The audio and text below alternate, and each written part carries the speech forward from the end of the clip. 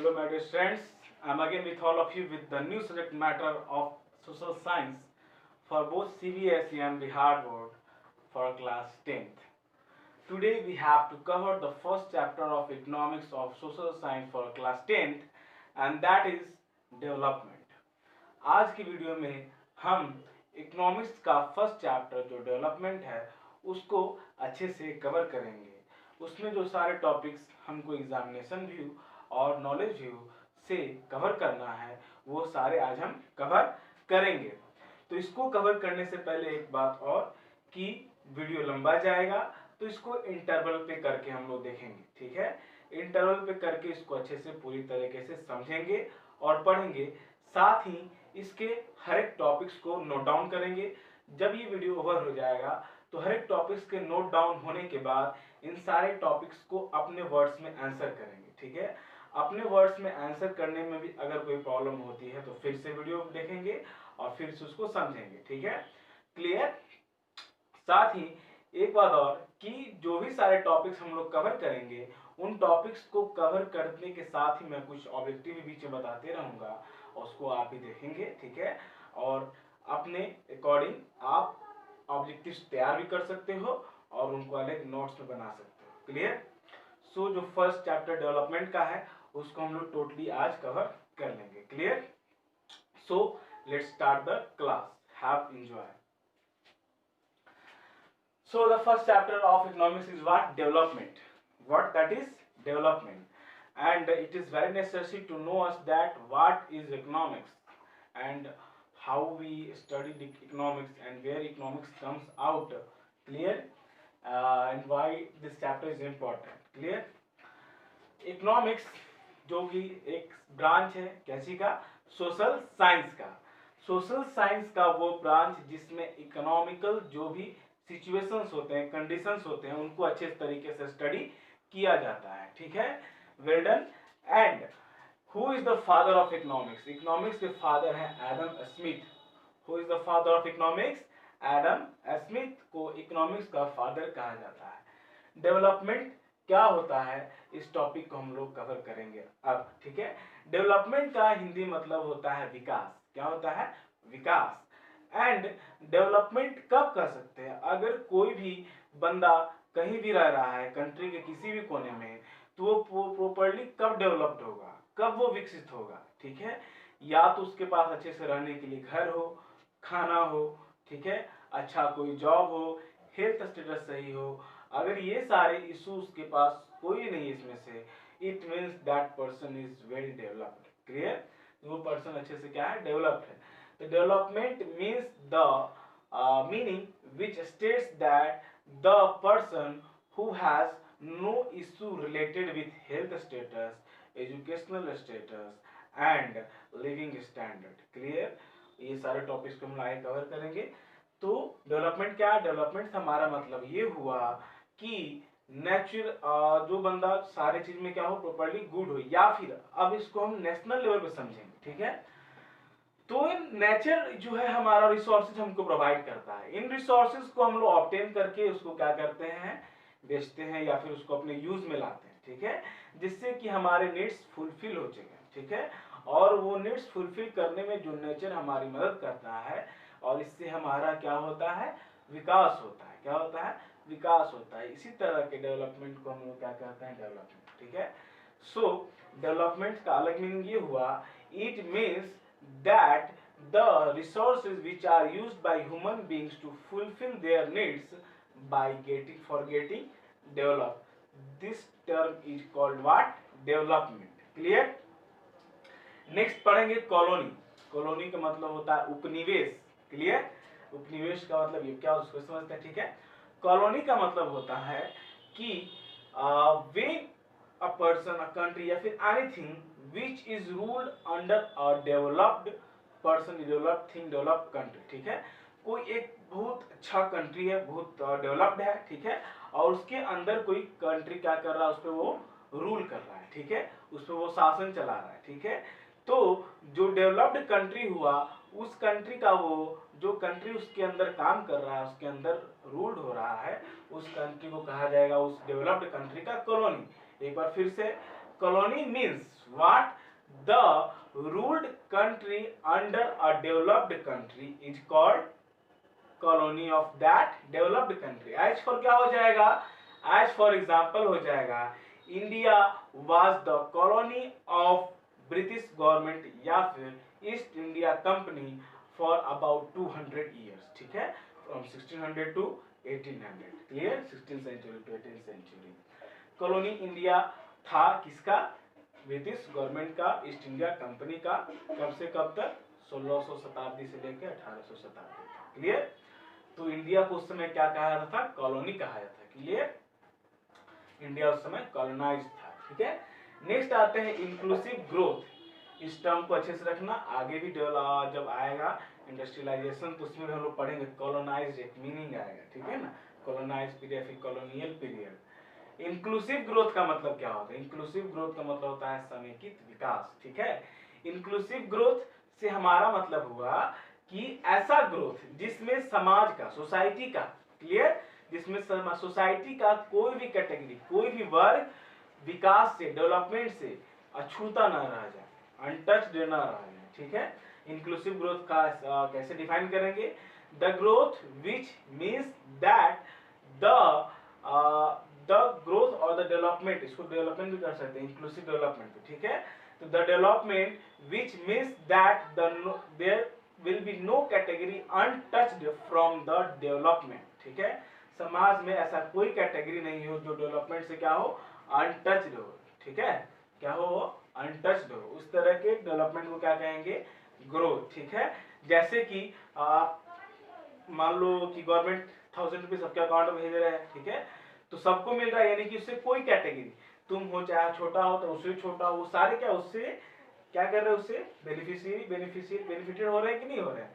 इसका मतलब हुआ कि उस तरह ग्रोथ को क्या कहते हैं? Inclusive growth means the growth where no either category of society will be untouched from the development. Clear? Next पढ़ेंगे सस्टेनेबल डेवलपमेंट को, हम लोग आगे भी कवर करेंगे। यहाँ पे मैंने लिखा है, इसको छोड़ते हैं। ठीक है, यहाँ पे मैं इसको क्वेश्चन मार्क करता हूँ, सहायक करेंगे। फाइनेंशियल प्लानिंग क्या होती है? फाइनेंशियल प्लानिंग का मतलब होता है कि रिसोर्सेज, जो भी नेचुरल रिसोर्सेज हैं उनका यूज करना क्या चीज में? डेवलपमेंट पर्पस के लिए। ठीक है, financial planning is the planning which refers to the use of all natural resources for development purpose of a country. Clear? ऐसा प्लानिंग जिसमें देश के विकास के लिए उसके प्राकृतिक संसाधनों का प्रयोग किया जाता है। क्लियर? अब हम आते हैं इलेक्शन कमीशन, जो कि बहुत इंपॉर्टेंट होता है। जब भी इलेक्शन होता है तो ये वर्क करता है, और इलेक्शन कमीशन एक कमेटी है जो कि आपको इसका कमिटेड किया गया था 15 मार्च 1950, और इसके एक्स ऑफिशियो यानी कि चेयरपर्सन जो होते हैं वो होते हैं prime minister. Who is the ex officio of election commission? तो प्राइम मिनिस्टर। अब क्या होता है कि 1950 2015 यानी कि दिसंबर 2014 तक इलेक्शन कमीशन वर्क करता था, लेकिन 1 जनवरी 2015 से इलेक्शन कमीशन को कन्वर्ट कर दिया गया नीति कमीशन। ठीक है, नीति कमीशन या फिर नीति आयोग। क्लियर? अब ये वर्क करता है उसके जगह पे। ठीक है, अब हम पढ़ेंगे इनकम क्या होता है। What is income? Clear? Income means what? The earning by the help या फिर the earning which is obtained by the use of natural resources. Natural resources जो हैं उनको हम लोग ऑब्टेन करके, उनको हम लोग लेके जो इनकम या फिर जो अर्निंग करते हैं उसी अर्न मनी को ही क्या कहते हैं? इनकम। ठीक है, या फिर कह सकते हो the sum of imported and exported objects और things, that is what? Income. जो इंपोर्ट किए या फिर एक्सपोर्ट किए, इन दोनों का जो समेशन वैल्यू आएगा, जो डिफरेंस आएगा, वही क्या हो जाएगा? हमारा इनकम हो जाएगा। मान लो मैंने 5 का सामान मंगाया और 10 का भेजा। ठीक है, तो उसमें 10 में बेचा, 5 में मंगाया, तो इनकम क्या हो गई मेरी? 5 रुपए। ठीक है ना, तो that is what is income. The ऐसे भी कर सकते हो द अर्निंग, वैसी कमाई जो नेचुरल रिसोर्सेज को यूज करके हम लोग अपने नीड्स को फुलफिल करने के लिए करते हैं, उसी अर्न मनी को क्या कहेंगे? इनकम। क्लियर? या फिर टोटल इंपोर्ट और एक्सपोर्ट का जो डिफरेंस होगा उसी को क्या कहेंगे हम लोग? इनकम। क्लियर? अब आते हैं नेशनल इनकम। तो नेशनल लेवल पे बात हो रही है। अब नेशनल लेवल बात हो रही है तो इसका मतलब कहेंगे the income which refers by the nation by its total imported and exported objects, ठीक है। या फिर कह सकते हो the difference of total importing and exporting by a nation is called national income. Clear. Terms to compare. अब आते हैं डेवलप्ड जो कि बहुत इंपॉर्टेंट चीज है आज के समय में। चाइना, रूस, जापान, ये सब डेवलप्ड कंट्रीज हैं, ठीक है। तो हम बात करेंगे कि डेवलप्ड का मतलब क्या हुआ, या फिर और अंडर डेवलप्ड या फिर डेवलपिंग कंट्री, ठीक है। डेवलप्ड अलग एक वर्ड हुआ, यानी कि जो डेवलप्ड हो चुका है, डेवलप हो चुका है, और दूसरा हो गया जो डेवलप कर रहा है या फिर डेवलप के नीचे है, ठीक है। तो डेवलपिंग जो कर रहा है या फिर वो दोनों एक ही मीन हुआ, अंडर डेवलप या फिर डेवलप्ड के जो नीचे है, ठीक है। तो दो चीज हुआ, एक डेवलप्ड और दूसरा क्या हुआ, अंडर डेवलप्ड या फिर डेवलपिंग। क्लियर। इसको हम लोग पढ़ते हैं ये क्या होता है, ठीक है। डेवलप्ड का मतलब होता है कि कोई कंट्री जो क्या है, टोटली वो डेवलप्ड हो चुकी है। द कंट्री या फिर the mean which says that that situation which comes for totally development, ठीक है। the terms which is totally used for totally development, ठीक है। जो पूरी तरह से विकास के लिए यूज हो चुका है, यानी वो विकास हो चुका है, ठीक है। यानी कि वो फुल्ली डेवलप्ड हो चुका है, तो उस कंट्री को कहते हैं डेवलप्ड कंट्री। और जो डेवलपमेंट के वे पे या फिर कह सकते हैं जो डेवलपमेंट को अचीव कर चुका है वो हो गया डेवलप्ड कंट्री। और जो डेवलपमेंट को अचीव कर रहा है या फिर उसको करने के लिए लगा हुआ है उससे हम क्या कहेंगे, अंडर डेवलप्ड या फिर डेवलपिंग कंट्री। तो डेवलप्ड और डेवलपिंग कंट्री या फिर अंडर डेवलप्ड कंट्री को हम लोग कंपेयर करने के लिए क्या क्या स्केल यूज करते हैं, ठीक है। फर्स्ट स्केल जो था वो यूज किया जाता था नेशनल इनकम। क्या यूज किया जाता था, national income. Clear. National income जो टर्म था वो क्या होता था, अब जैसे नेशनल इनकम हुआ, मान लो मेरा परिवार है, ठीक है। उस परिवार, दो तीन परिवार है, ठीक है। तो मेरे परिवार का जो इनकम है 10,000 है, क्या है 10,000, ठीक है। उसमें मेरे परिवार में मान लो 2 या 3 आदमी, ठीक है। 3 आदमी में एक आदमी अर्न करता है 5,000, ठीक है। एक आदमी अर्न करता है 4,000, एक आदमी अर्न करता है 1,000, ठीक है। तो ये बताओ ये 3 फैमिली हो गई ना, एक 10,000 अर्न कर रही है, दूसरा हो गया 20,000 और तीसरा हो गया 30,000, ठीक है। तो जो इसे तो देख के बता सकते हैं कि हाँ 30,000 जो है वो क्या कर रहा है, उसका डेवलपमेंट अच्छा है, ठीक है। तो स्टार्टिंग में ये स्केल यूज किया जाता था, लेकिन बाद में ये स्केल गलत हो गया। क्यों गलत हो गया, क्योंकि मान लीजिए 10,000 एक फैमिली कमा रहा है, दूसरा 20,000 एक फैमिली और 30,000 एक फैमिली। इसका मतलब ये हुआ कि ये फैमिली द्वारा अर्न किया, यानी कंट्री द्वारा अर्न किया जा रहा है। लेकिन कंट्री में जैसे मान लो मेरे घर में 3 आदमी हुए, एक आदमी ने अर्न किया 5, दूसरे ने 1 4, तीसरे ने थर्ड किया 1। इसमें सभी ने मान लो अर्न किया 5 5 और 10, और इसमें मान लो सभी ने किया 10 10 10 15 और 5, ठीक है। एक बंदा कमा रहा है 5,000, दूसरा कमा रहा है 4,000, तीसरा कमा रहा है 1,000, ठीक है। दूसरा क्या कमा रहा है, थर्ड कमा रहा है 1,000, ठीक है। तो यहां बताओ 5,000 वाला बंदा तो पूरा तरह से खुश होगा, 4,000 वाला बंदा थोड़ा खुश होगा, और 1,000 वाला जो बंदा होगा वो खुश नहीं होगा, क्योंकि उसके पास टोटली अपने लाइफ को अच्छा करने के लिए, अपने लाइफ के स्टैंडर्ड को अच्छा करने के लिए उतना कैपेसिटी नहीं है कि वो कर सके। लेकिन ये 1,000 वाला बंदा जो कि अच्छा से नहीं रह पा रहा है, वो तो 10,000 में काउंट किया जा रहा है ना, कि वो उसमें आ रहा है, यानी कि वो डेवलपिंग के वे पे है या फिर डेवलप्ड है, ठीक है। लेकिन इससे यहाँ क्या पता चला कि जो नेशनल इनकम लिया जा रहा है उसमें जो पर व्यक्ति है, पर हेड पे जो चार्ज है या फिर जो इनकम है वो क्लियर नहीं हो पा रहा है। इसलिए बाद में नेशनल इनकम को डिस्कार्ड कर दिया गया कि ये अच्छा वे नहीं है कि किसी कंट्री को कंपेयर करने के लिए कि वो डेवलप्ड है या फिर अंडर डेवलप्ड है। तो एग्जाम में क्वेश्चंस आते हैं, what are the factors used to compare developed, under developed या फिर डेवलपिंग कंट्री। तो बहुत सारे फैक्टर्स हम लिए, इसको समझेंगे। तो फर्स्ट फैक्टर नेशनल इनकम हमने लिख दिया, तो उसमें क्या लिखेंगे, national income is the income counted for entire country, counted for entire country, यानी सारे कंट्री का जो इनकम उसके लिए काउंट किया था, ठीक है। But this is not a proper way for comparing this because this does not give us idea about that how much persons are in a country and how much they are earning separately. Clear? ये हो गया national income. अब आते हैं PCI क्या होता है। PCI का मतलब होता है पर कैपिटा इनकम। क्या होता है? Per capita income. Per capita income जो होता है उसका रिपोर्ट तैयार करती है WBR यानी कि वर्ल्ड बैंक रिपोर्ट। एक रिपोर्ट तैयार करती है ऑन किस बेसिस पे? पीसीआई के बेसिस, यानी कि पर कैपिटा इनकम या पर हेड पे इनकम। ठीक है, ये भी कह सकते हैं। क्लियर? पर कैपिटा इनकम होता क्या है? Per capita income is the ratio of, ठीक है, is the ratio of national income. What? National income. जो नेशनल इनकम होगा उसको डिवाइड कर देंगे जब टोटल पॉपुलेशन से, क्या जैसे टोटल पॉपुलेशन से, तो वो हो जाता है पर कैपिटा इनकम।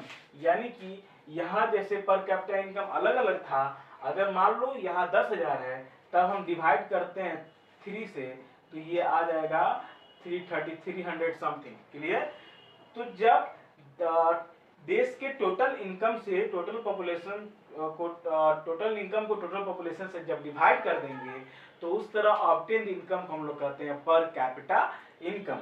और ये बहुत ही बेस्ट मेथड है हमको किसी कंट्री को कंपेयर करने के लिए कि वो डेवलप्ड है या फिर अंडर डेवलप्ड है। क्लियर?